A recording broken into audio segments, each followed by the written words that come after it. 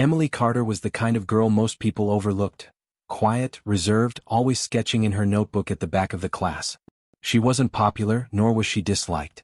She simply existed in the periphery of Greystone High's noisy corridors, where louder voices often drowned out softer ones. Teachers described her as introspective and gentle.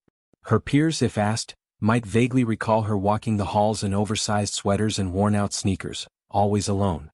But no one truly noticed her, until the day she died. It was October 17, 2003.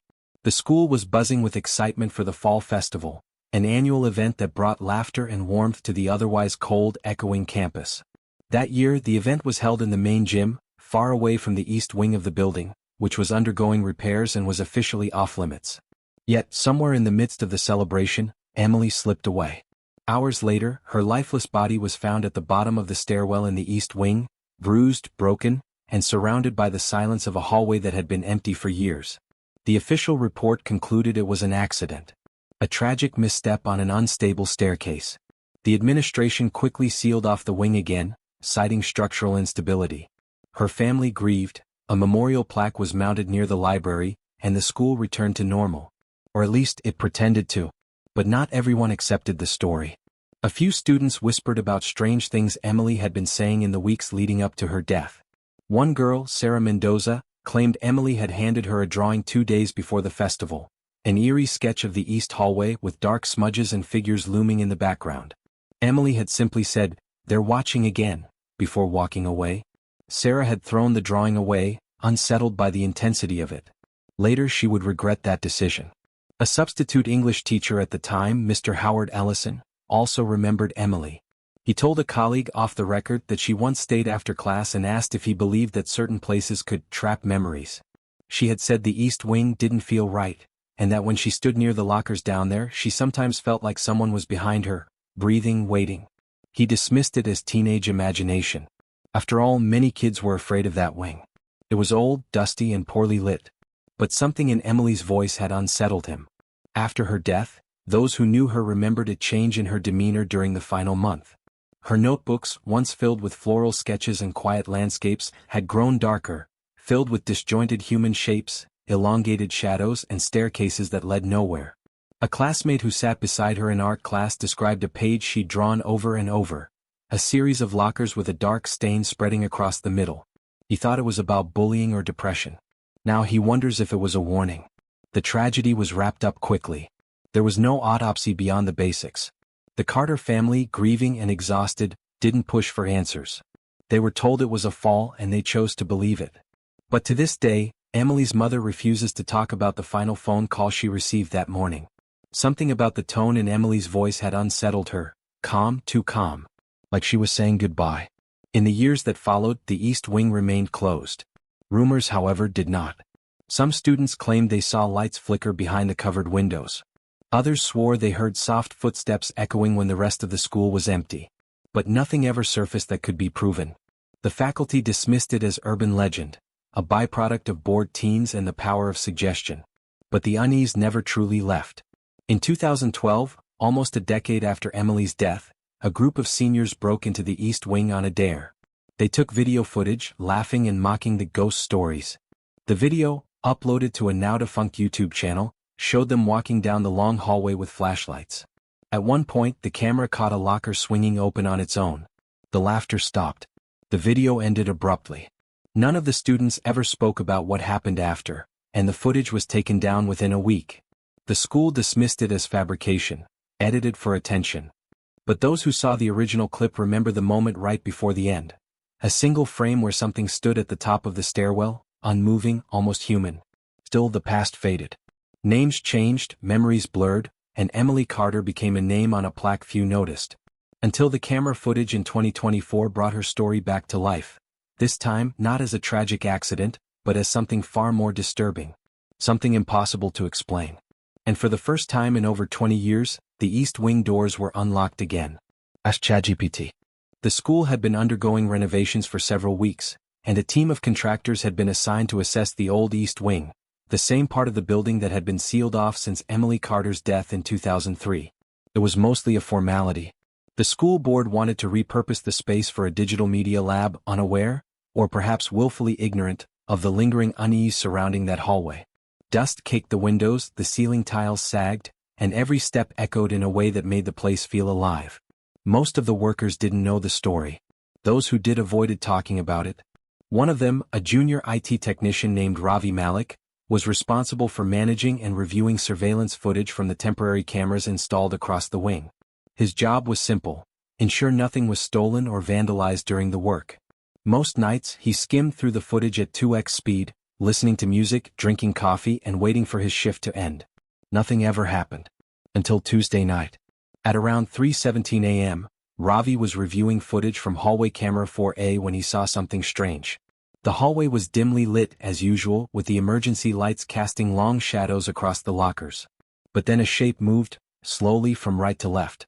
He paused the footage. Rewound. Played it again, this time frame by frame.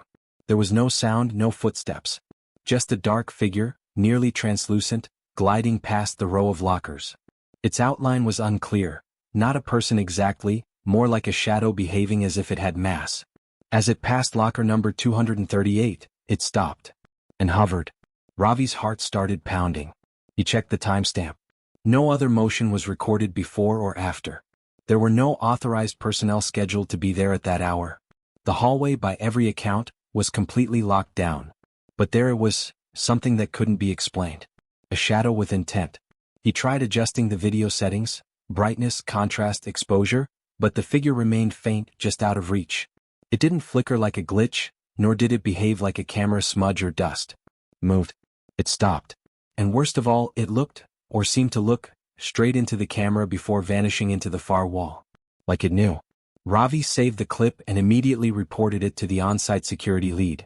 Within hours, it had reached the school board and the renovation project manager. They advised him to keep quiet and flagged the footage for internal review. But word started leaking. Ravi shared a copy with a friend who posted a short, grainy clip on a paranormal forum. Within 24 hours, the video had been downloaded, enhanced, slowed down, and analyzed by internet sleuths, many of whom pointed out a chilling detail. Locker 238, the one the shadow stopped in front of, belonged to Emily Carter. The online theories came fast. Some said it was Emily's spirit still trapped. Others insisted it was a time echo, a residual haunting, looping endlessly. A few skeptics claimed it was staged, that Ravi was clout chasing. But he had nothing to gain and looked increasingly shaken with every interview and follow-up. He even quit his job 2 weeks later, refusing to speak further about what he saw. Then came the internal pushback. The school board denied everything. The video, they claimed, had been altered. The hallway was empty, they said, and the footage was pulled due to data corruption. But this only fueled more speculation. Why lie? Why suppress the footage if it showed nothing? One teacher, Ms. Laura Bennett, who'd been at Greystone High since the early 2000s, quietly admitted to a local journalist that she wasn't surprised. "We used to hear things from that wing," she said. "Even after it was sealed. Knocks. Metal dragging. Once, someone heard crying. When asked why she never reported it, she simply replied, 'Who would have believed us?' Then another layer unfolded. A former janitor, retired in 2019, came forward anonymously and claimed he'd once been asked to remove a set of scratched initials from the wall behind locker 238 in 2004. The initials matched Emily's. But when he tried to scrub them off, they reappeared days later, etched deeper than before. Eventually, the school had that section of the wall repainted and sealed. It was easier to erase than explain. Back online, the mystery deepened. Some users enhanced the audio in the original footage and claimed to hear a whisper, so faint it was nearly inaudible.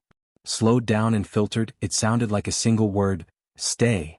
Whether that was real or part of the internet's collective hysteria didn't matter. The myth had already taken root. Local media picked up the story, and soon the school became the center of a quiet storm. Parents began questioning whether their children were safe. The school, in an effort to quell panic, canceled renovation plans for the East Wing. But the damage was done. Something had been caught on camera. Something that shouldn't exist. Something that, if you believe the whispers, had never really left. And now that it had been seen, it wasn't going to stay silent anymore. 2 weeks after the video leaked, an envelope appeared on the front desk of the local newspaper, addressed in shaky handwriting to no one in particular. Inside were 3 items: a faded photograph of a teenage girl in front of a locker, a torn journal page with frantic handwriting, and a handwritten letter signed only Ellie. The girl in the photo was Emily Carter, unmistakably so, and the locker behind her was number 238. The letter was from someone who claimed to be a retired teacher from Greystone High, later confirmed to be Leonard Evans, who had vanished from the district's records shortly after 2003. In the letter, he wrote about a series of disturbing incidents that had taken place in the months leading up to Emily's death. According to him, she had repeatedly come to his classroom during lunch breaks, speaking in riddles and drawing things that didn't make sense. Doorways that bled, figures without faces, eyes drawn in corners of the page that always seemed to follow you. He dismissed it at first as emotional distress. Emily was often isolated, and quiet students frequently struggled with unseen burdens. But her fear felt different. It wasn't sadness, it was dread. She had confided in him once, whispering that someone was trying to come through. That there was a place in the school, right next to her locker, where the walls thinned at certain times. She had written dates and times in a notebook, most of which Evans dismissed as imaginative nonsense. But on one of the nights she predicted, October 17, 2003, she died. Evans's letter hinted that Emily may have discovered something she shouldn't have. He didn't use the word haunting.